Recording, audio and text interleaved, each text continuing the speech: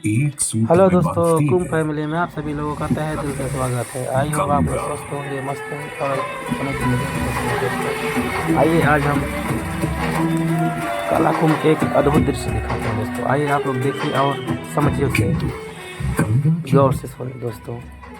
क्योंकि गंगा कोई नदी नहीं है, आस्था की अविरल तरल धारा है। गंगा विश्वासों की वाहिनी, संस्कृतियों की सरिता है। गंगा।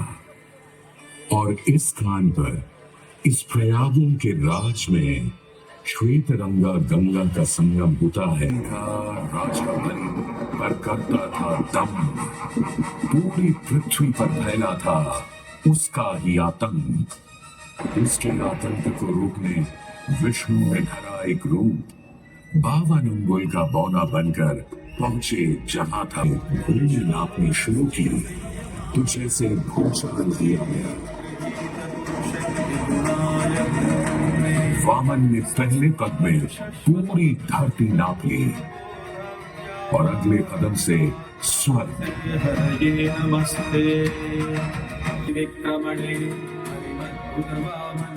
और अब वामन अवतार ने अपना तीसरा पद बलि के सिर पर रख उसे पाताल लोक भेज मुक्ति दे दी।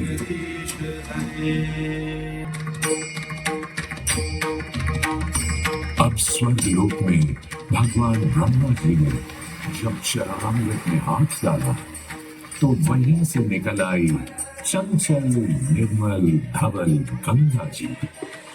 समय बाद सतयुग में इक्ष्वाकु कुल के सूर्यवंशी राजा सगर ने सारे संसार को जीतने के लिए एक अश्वमेध यज्ञ का संकल्प किया। सुने सुने सुने, सत सुने, यह चिन्हित पूजित धवल अश्व जहां भी जाए, एक पुत्रों और उनकी लक्षाधिक सेना का सामना करना पड़ेगा। सुने सुने सुने। भूलोक में सगर का अश्व अजेय अपराजेय बढ़ता जा रहा था और स्वर्ग लोक में बढ़ती जा रही थी देवेंद्र इंद्र की तुलना। डरकर वो अश्व को रोकने की युक्ति लगाने लगे। इंद्र ने राजा सगर के उस घोड़े को चुरा लिया और छल से कपिल के आश्रम में बांध दिया। घोड़े को खोजते हुए राजा सगर के 60,000 पुत्र महर्षि कपिल के आश्रम में पहुंचे। वहां घोड़े को बंधा हुआ देख क्रोधित पुत्रों ने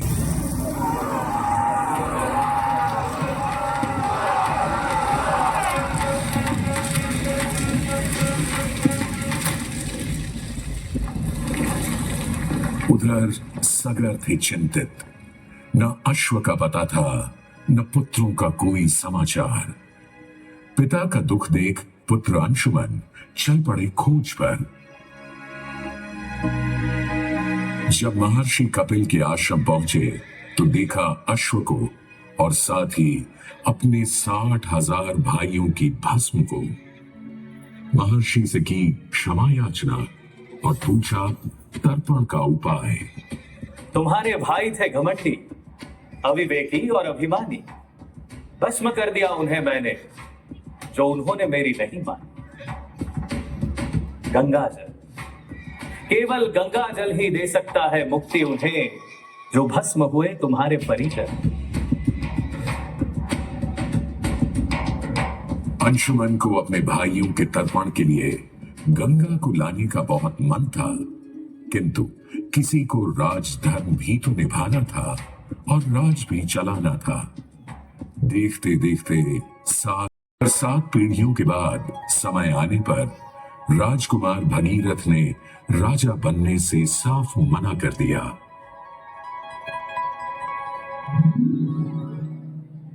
क्षमा कीजिए, क्या ये आवश्यक है कि राजा का बेटा ही राजा बने? मैं पहले तपस्या करूं और फिर ब्रह्मा से गंगा को मांग कर पृथ्वी पर ले आऊं और फिर उनके पावन पवित्र जल से अपने 60,000 पूर्वजों का तर्पण करूं।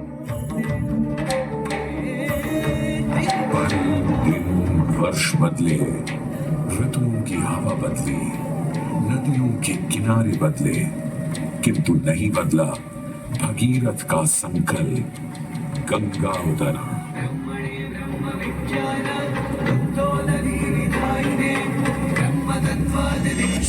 पुत्र भगीरथ, हम तुम्हारे तप से प्रसन्न हैं। बताओ क्या आशीर्वाद चाहिए।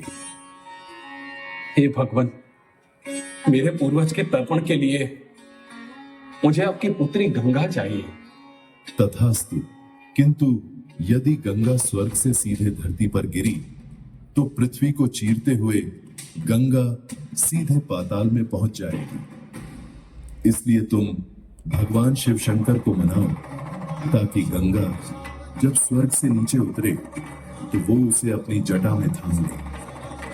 अब भगीरथ ने एक अंगूठे पर खड़े होकर भगवान शंकर को मनाने के लिए शिव शंकर का जाप शुरू कर दिया। जय मदभावन जय पतित पावन शोभित शावन शिव शंभो विपद विहारम अधम उदाहरण सत्य सनातन शिव शंभो सहज वचन हर जल जनयन वर धवल वरन शिव शंभो कोई भी वर मांग लो आज। हे प्रभु, जब गंगा स्वर्ग से धरती पर गिरे तब आप बीच में उन्हें अपनी जटाओं में सांध ले, नहीं तो पूरी पृथ्वी नष्ट हो जाएगी। बस इतनी सी बात? ठीक है, ब्रह्मदेव से कहो शिव तैयार है, आने दो गंगा को, आने दो। जय शिव शंकर जय करुणाकर जय जय जय करतार हरे जय रामेश्वर जय नागेश्वर वैद्यनाथ के नार हरे मल्लिकार्जुन सोमनाथ जय महाकाल ओंकार हरे देवतेश्वर जय दशमेश्वर भीमेश्वर जगतार हरे काशीपति श्री विश्वनाथ जय मंगलमय आधार हरे नीलकंठ जय भूतनाथ जय मृत्युंजय अधिकार हरे जय शिव शंकर जय करुणाकर। और यूं गंगा ने भगीरथ के साथ गंगा सागर जाकर सगर के पुत्रों का उद्धार किया।